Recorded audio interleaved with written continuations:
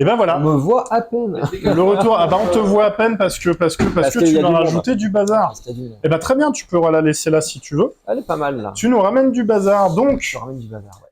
pour la petite règle, toujours rappel, nous avons une petite boîte qui se situe sur la droite de la table, dans laquelle l'invité, quel qu'il soit, aujourd'hui c'est Clément, que vous n'avez jamais vu puisque vous n'étiez pas là au mois de janvier, Clément qui va nous ramener 5 objets qui le définissent, qui le déterminent, en tout cas des choses qui lui sont chères, et ben on va commencer avec un bel objet que tu m'as posé sur la table. Imposant, ouais.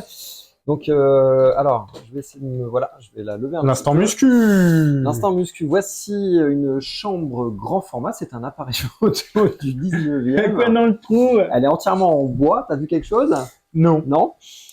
En fait, c'est un appareil photo, tout simplement. C'est un appareil photo extrêmement ancien. Celle-ci est en bois, avec un soufflet, comme vous avez pu voir.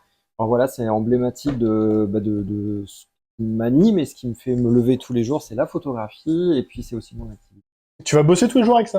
Alors, pas exactement, mais je vais l'utiliser demain pour une prise de vue. Je vais pas faire une photo avec elle, mais elle va se trouver dans le cadre. C'est l'élément central de la photo de demain. Objet de déco. C'est un objet de déco, mais c'est une vraie chambre, hein, une vraie de vraie, avec un objectif. Ma table, ma table. Mais non. Regarde, elle est encore là, ça n'a pas bougé, il n'y a pas de problème, t'inquiète pas pour elle, hein. Par contre, ta table, oui. Ouais, la table, ouais, bon. Alors, je la laisse là, comment on fait pour dans le cadre? Ah bah, si tu veux, on va pouvoir la mettre ici. Eh ben, ça te va? Je peux la porter? Alors, il y a tu quelque peux la chose porter, de particulier à savoir? La plie pas, c'est pas la mienne. Voilà, on me la prête pour... Oh, comme c'est gentil. Merci à la bonne âme qui nous a prêté la chambre. Merci à Edouard pour le prêt de la chambre grand format. Merci de nous avoir prêté ta chambre. Punaise, on aurait bien fait le tour parce qu'il y a quand même pas mal d'éléments. Bam! Hop, l'objectif, en plein dans l'objectif, et ça, c'est merveilleux. C'est une mise en abîme. La suite, c'est quoi? La suite, c'est quoi? Qu'est-ce que tu fais avec ça? T'inquiète pas. T'inquiète pas. Assieds-toi. Assieds-toi, reste calme. Vous ne voyez pas si vous le voyez à l'écran. Voilà. Qu'est-ce que tu fais? Rien, c'est un double épaisseur. Go! Tu veux voir? Mon deuxième objet est tout petit. C'est un jeu de Game Boy. Il est tout petit. Alors, est-ce que je m'approcherai? Tu peux. Tu peux faire la présentation. D'habitude, voilà. C'est moi qui le fais. Je trouve ça génial parce qu'au final... C'est un jeu de Game Boy. Il s'agit du jeu Terminator. Et Terminator 2. Et suite à mon passage dans l'émission au mois de janvier, que personne n'a vu. Il va falloir qu'on arrête avec ce running guy parce qu'au bout d'un moment, on va saouler tout le monde. En fait, ça m'a donné envie de racheter des jeux. Et je vous en remercie tous les deux parce que ça a été l'occasion pour moi de replonger dans les jeux que j'avais de l'enfance et aussi d'éventuellement chercher d'autres. Alors c'est aussi pour ça que j'avais regardé du gameplay sur des jeux de Game Boy, puisque j'avais envie de voir à quoi ressemblaient certains jeux, si ça allait me plaire ou pas. Ouais. Et puis j'avais très envie de jouer à la scène la scène iconique du film à moto, où tu te fais poursuivre par sur le Game Boy. Voilà. C'est le truc. Wow, c'est vachement réaliste, on se croirait dans le film. Oh mais alors là, faut oublier ça, on n'en est pas là. Hein. Tu sais quoi? La scène de la moto, j'ai jamais vu. Parce qu'en fait, j'ai jamais réussi à passer le départ. Ah d'accord, non. C'est injouable, c'est trop compliqué. Donc non, il y a une vraie scène de la moto, parce que des fois, il arrive qu'on se construise des souvenirs. Non, il y en a une vraie, j'avais bien vérifié, j'avais vu des gamers talentueux qui avançaient avec facilité dans le jeu, je m'étais dit, ça n'a pas l'air si compliqué. Et en fait, ça a été un enfer, c'est très difficile à jouer, c'est très difficile à voir les éléments, il y a des dangers partout, et c'est quasi injouable, en tout cas pour un néophyte comme moi. Mais je suis content. Voilà, je suis content d'avoir fait cette démarche de me procurer un jeu de Game Boy. Même c'est le T2, quoi. C'est Terminator 2. Si je dis pas de bêtises, tu me l'avais ramené. Je crois qu'on l'avait testé sur l'adaptateur Game Boy du GameCube. C'est une horreur. C'est une horreur. Non, mais c'est vrai qu'aujourd'hui, on parle de Dark Souls, de Bloodborne, de machin, des Souls-like. Mais comment on faisait?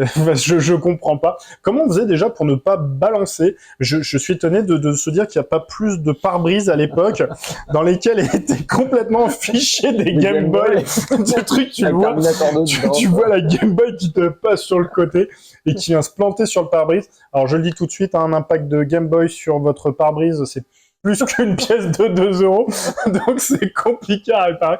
Non mais franchement.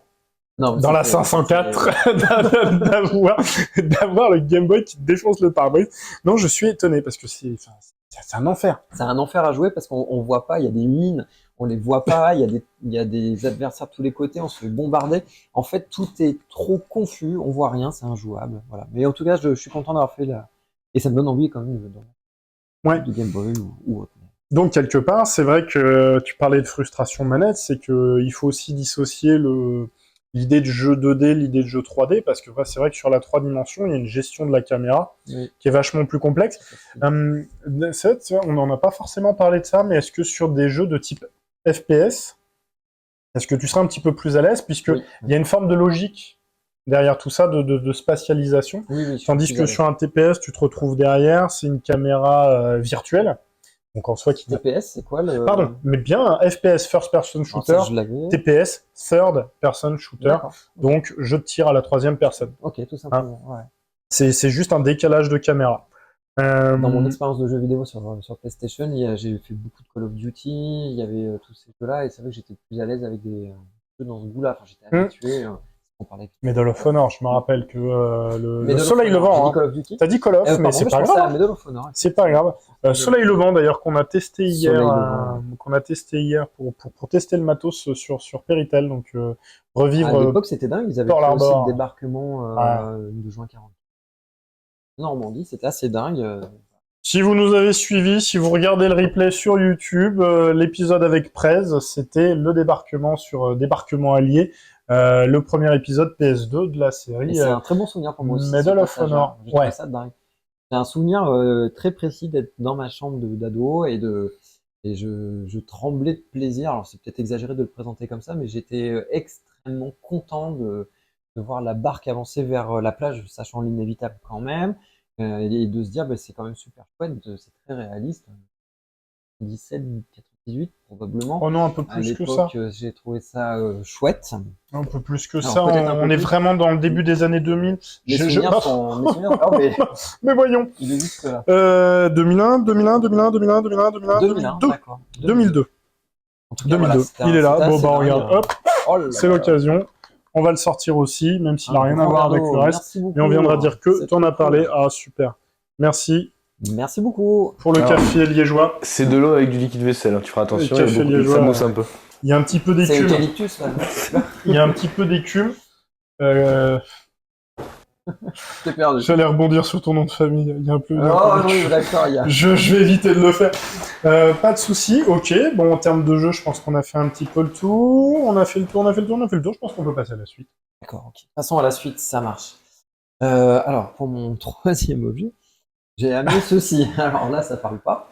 Qu'est-ce que ceci? C'est une. Alors les amateurs de photographie argentique qui sont habitués à faire développer dans des labos et qui ont fait de la diapositive vont savoir ce que c'est.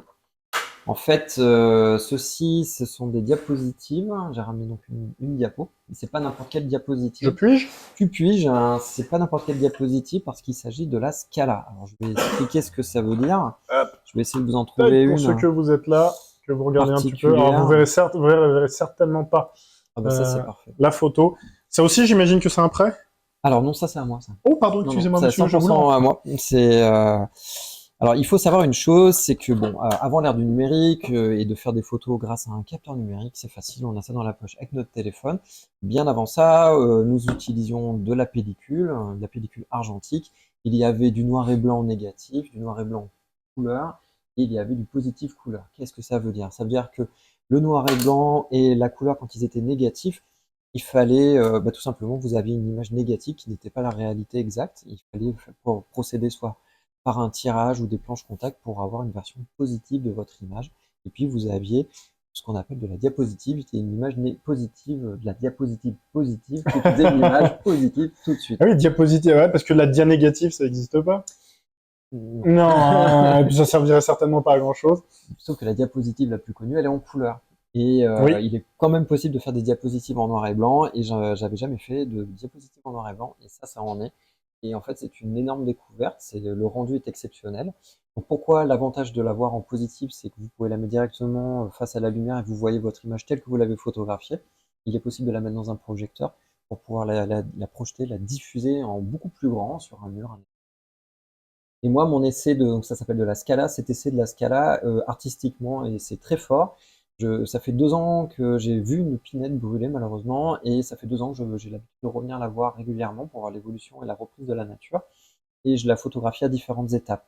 La photographie avec sur pellicule et avec de la scala du noir et blanc rend très bien compte du charbon, de l'aspect noir. Ah oui, ça doit contraster à mort. Ouais, voilà. Tu dois capter. Ok, donc, très bien. C'est une démarche artistique, c'est exceptionnel parce que tu peux projeter, la diffuser. Donc tu peux aussi te baigner dedans, comme j'avais fait lors des un bain de lumière, ouais, tout à fait. Ça, c'est vrai lors de l'expo. T'aimes bien ce genre de truc. Alors c'est vrai que c'est aussi l'avantage de ce côté argentique, c'est qu'il y a vraiment un aspect très tangible de cette image. Et c'est vrai que ça rend un peu moins froid que projeté avec un simple projecteur. Là, t'as même la lumière, t'as vraiment tout cet aspect-là. Tu vois bien l'arbre. Donc là, on a un arbre. En fait, c'est l'avantage de l'argentique, c'est que vous tenez votre image concrètement dans la main. C'est selon les arts plastiques, c'est réel, c'est tangible, c'est dans la main. Si j'ai envie avec un briquet dans l'instant de la brûler, je le peux. Ça va donner un effet dingue sur la projection, qui d'ailleurs était beaucoup utilisée dans les concerts psychédéliques dans les années 60. C'est né d'un accident. Ils avaient un projecteur avec des diapos. Oui. Et en fait, la lampe chauffait tellement que ça a pris feu. La diapositive a brûlé. Et c'est très très beau en fait à voir là. Bon, ça dure pas longtemps évidemment, mais on voit la chimie, on voit qui fond, on voit les différentes couches, on voit des c'est tout à fait intéressant. Un peu de marque d'ébullition. Ça se voit pas mal sur le procédé cinématographique de temps en temps où il donne des effets, où t'as un arrêt sur l'image et puis à force de ça l'image elle prend chaud et elle commence à fondre.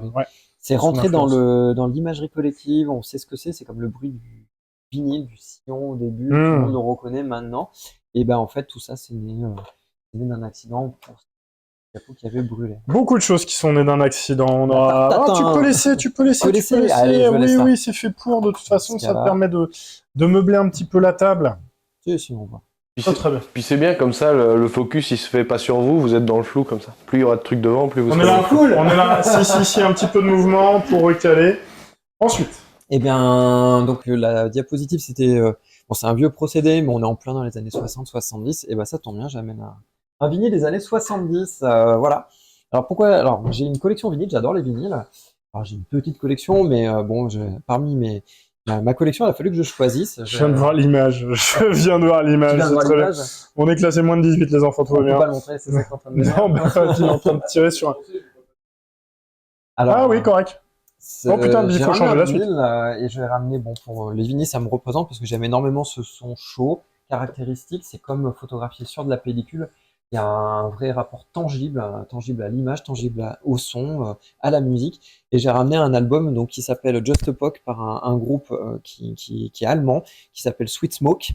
En tout cas, ça a été enregistré et publié en Allemagne dans les années 70, au tout début. Ne cherche pas, cet album, il est très simple, il se compose de 2 morceaux. La face A, la face B. Ah ouais, c'est une demi-heure chacun. Ouais. En fait, cet album...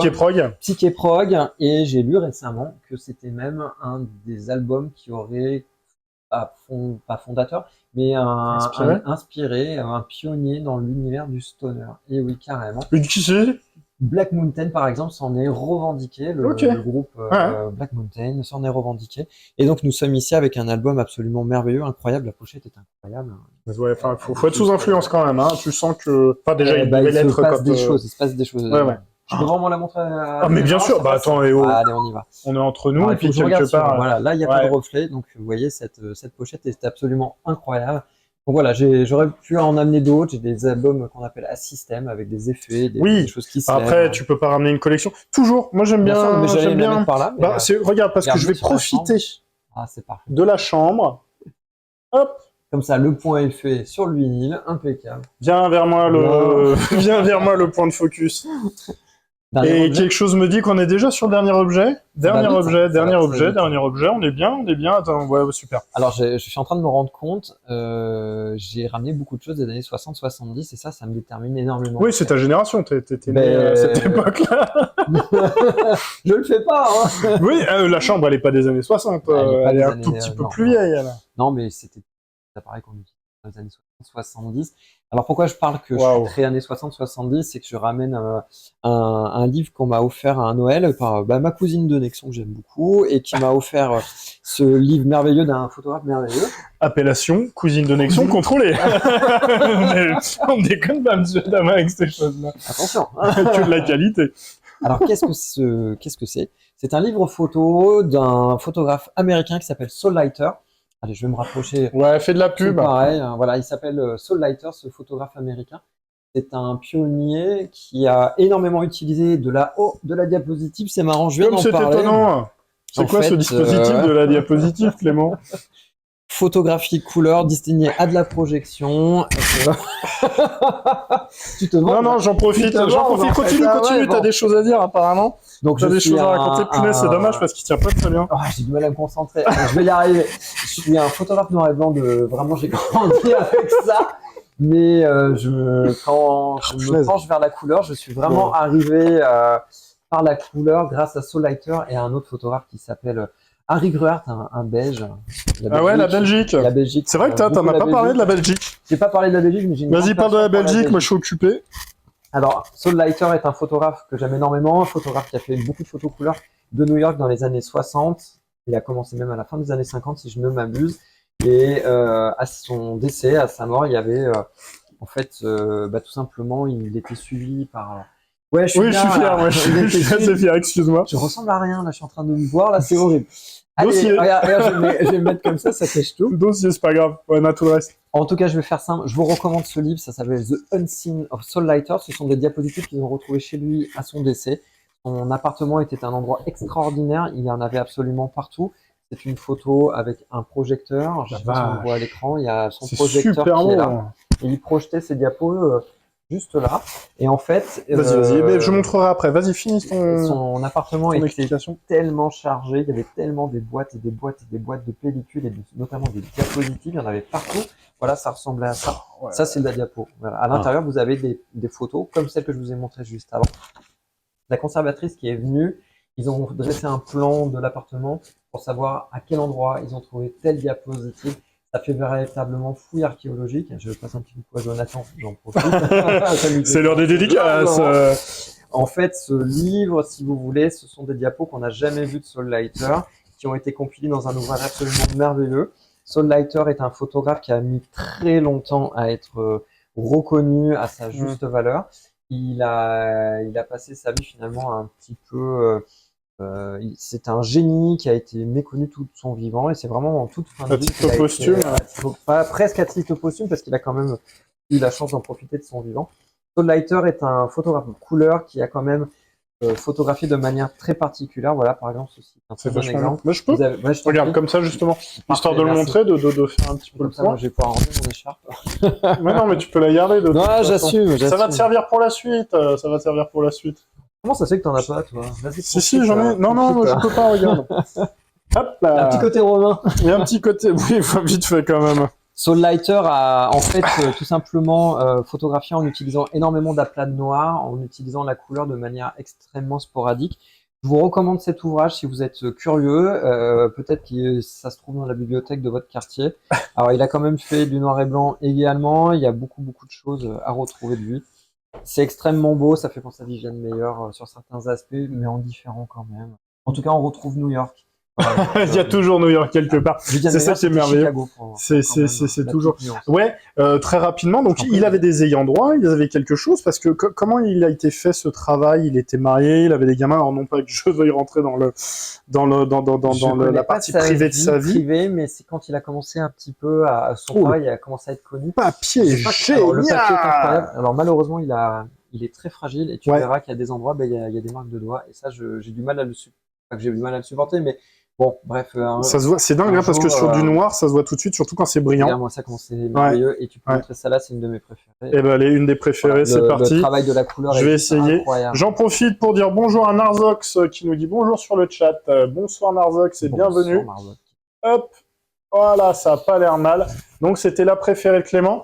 Bon. On a fait un petit tour, je pense, qui est plutôt intéressant. Merci pour est-ce que ça te va? Est-ce que tu es satisfait du résultat? Est-ce que tu as dit tout ce que tu avais à dire? sais pas, des réactions. Non, salut de Narzox. Voilà, c'était la réaction principale de tout ça. Impeccable. Bon, écoute, moi je pense qu'on a fait un bon petit tour, on a parlé de plein de choses, on a parlé de photos, on a parlé de vinyle, on a parlé de permettre. Juste, tu parlais du chat. N'hésitez pas à poser des questions à l'invité quand il déballe ses objets. Si vous avez des questions sur ce qu'il déballe, hein, vous pouvez y aller. Bon, il y a Bebe qui trouve que c'est magnifique. Merci Bebe. Bebe, peut-être un jour avec nous. Tu pourras pas parler photo, le créneau a déjà été pris. Et puis on ne prend que les artistes. À l'écran, mais je comprendra. Non, c'est quand même vachement cool qu'on ait pu faire ça. Je suis content que tu nous aies ramené tous ces... C'est dingue parce qu'en fait, on disait que 5 objets, c'est un petit peu réducteur. On a parlé de plein de choses.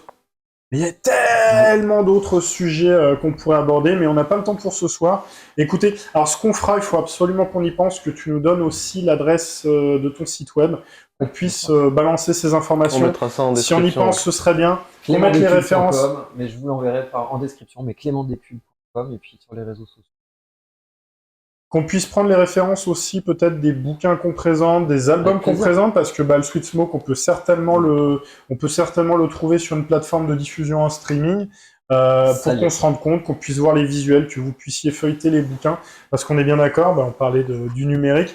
Nous, on vous montre des choses, on va pas forcément dans le détail, mais si ça vous intéresse, une petite mention de tout ça. Bien. Je pense que... Alors là, on s'est pas trop rendu compte, donc t'as pas eu besoin de changer de calbar. Je pense que ce sera nécessaire pour la suite. On continue dans notre lancée de remake, remaster, ce genre de truc. T'as vu ce que c'était, mais on va le découvrir. C'est pour ça que je fais ce soupir. On va le découvrir ensemble sur le canapé. Je vais aller passer une couche confiance et puis on se lance sur le canapé dans... Maintenant, c'est pas mal? Maintenant, c'est pas mal.